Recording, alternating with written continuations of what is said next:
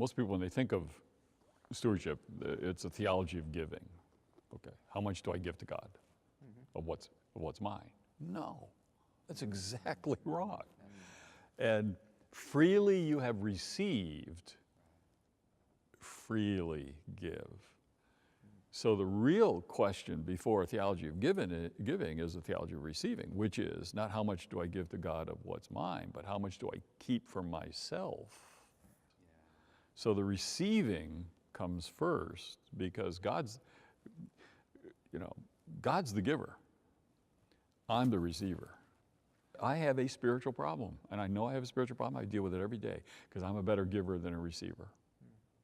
I love to give. Christmas time, I love to give presents. I like to open my presents because I just don't like to receive. I'd much rather give, which means I got a spiritual problem. It is a problem. Because I want to be God. I want to be the giver. I don't want to be the receiver. And I think, I It's a paradigm shift.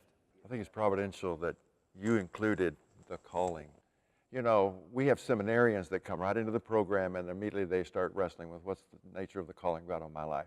That should be the struggle for every believer, not just these folks that are going off to seminary to train to be servant leaders in the churches. The passage you use on calling is the story of Esther. Yeah. And so it's not, one of the disciples of Jesus Yeah. who had to drop their nets and leave everything and follow him. It's somebody who's serving in the government, And so I think that's where many people wrestle with calling. They'll think pastors are called, missionaries are called, disciples are, the apostles were called, Larry and Len are called, but what about me? I'm just in a normal job. Is there a sense in which I might be called by God or have a mission from him? Yeah. Esther's great. Yeah.